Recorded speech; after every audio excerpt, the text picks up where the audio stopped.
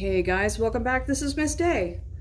So I decided to try it one more time to create a video that is showing you how to do a value scale in watercolor. So you can see here I have my watercolor paints, I have my water, I've got this small round brush, and then I've also got this nice fluffy round watercolor brush, which is has that mop, real soft quality on the tip.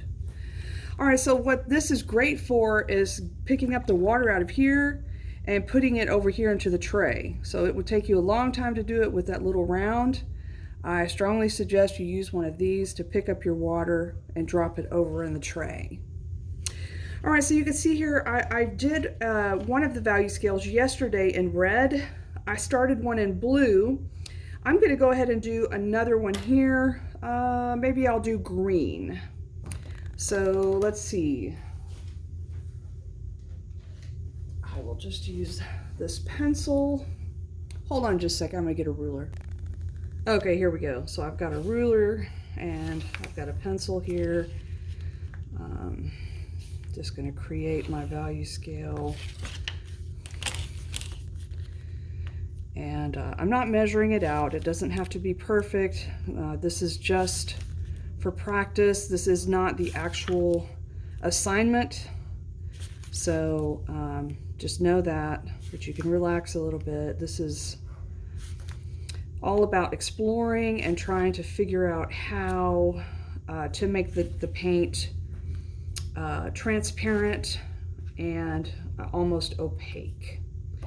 And you remember from yesterday our discussion, transparent means you can see through it, and opaque means you cannot. All right, so you can see here I've got my water here ready. I'm going to put some water in the green paint to get it started. And I'm going to use the round to do my painting. All right, so I'm going to pick up a dot of this green and put it into the water. It's going to barely change the water, but it'll change it a little bit. And then I'm going to come down here and paint either the bottom square or the next to the last square. Again, it's very, very, very light, almost to the point where it's gone, or where you can not gone, but where you can barely see it. Now I'm going to put another dot. Here's my next dot of green. We get in there, you can see it changed it a little bit. I'm going to paint the next square up from the bottom. I can start to see a little bit more color here.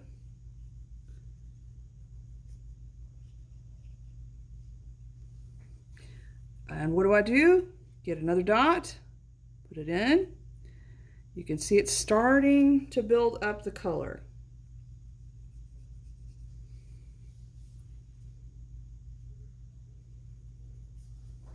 I'm trying to leave a little white gap in between them so they don't run together, especially since this table is slanted. We may need to make an adjustment there.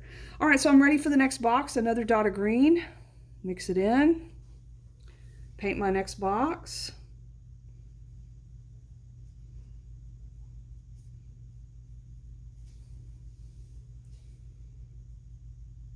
Here in this corner, make sure I get all of it done. All right, next box, another dot of green. Uh-oh. I'm trying not to let the boxes touch.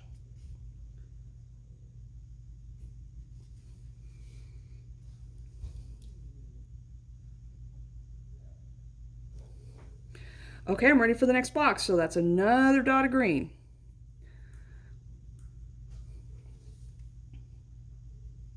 So watercolor in its nature is transparent, and you should be using a lot of water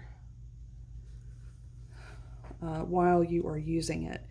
If the paint is sticky, then that means that it's got too much gum arabic and it's not going to dry. So if anything ever comes in contact, like another paper was put on top of yours and you had a blob of gum arabic, it will kind of glue itself to the other paper. Okay, so I've got my another drop of green back up here into my water.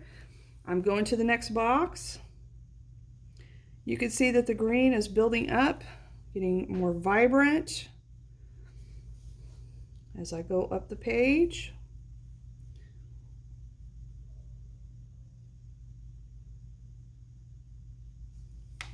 Next box, another dot of green.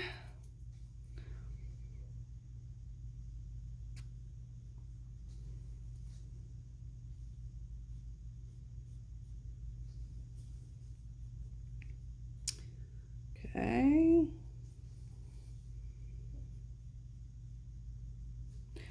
Another dot of green.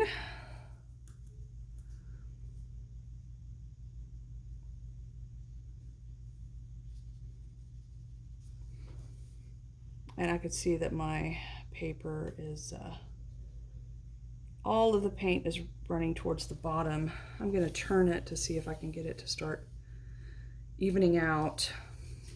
Okay. Last box, I'm just going to use the green paint. I'm not going to put it in the water. I'm just going to use the green paint so you can see what it would look like at its full strength. Again, it's not sticky. It's still wet. You know, I'm still just dragging the paintbrush across the water that's there.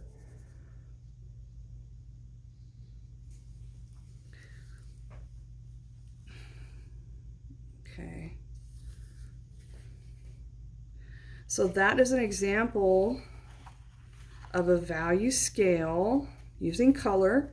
If you wanted to do one with black, that would be great. Also, great practice for you.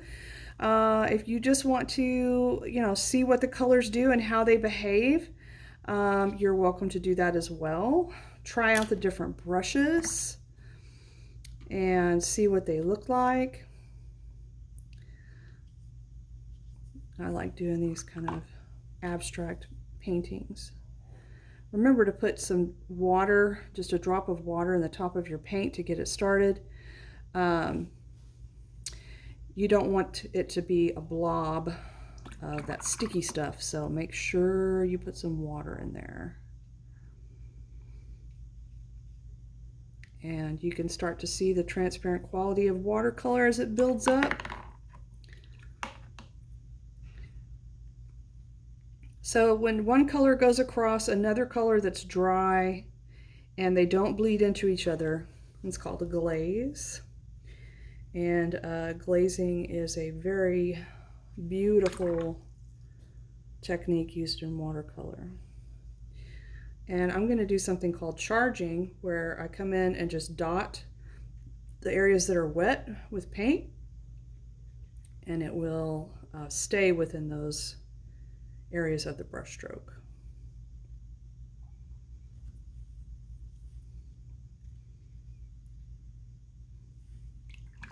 So this is what you're doing, just playing around with it, seeing what it looks like, what it'll do. Of course, make sure you wash your brush between colors so you don't contaminate your colors. That was nice. Did you see how that jumped out? So when one color touches a wet color, it will jump out and run over into that other color.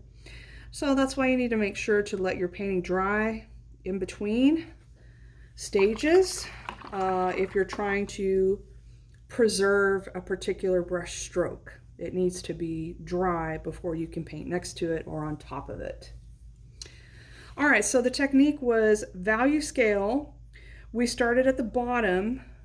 We put water here in our lid, and then we used this little mixing tray to add one dot and then paint a box. And we continued to add one dot of paint and paint the next box until we got to the top, where we just used the color straight from the palette. Good luck, everybody.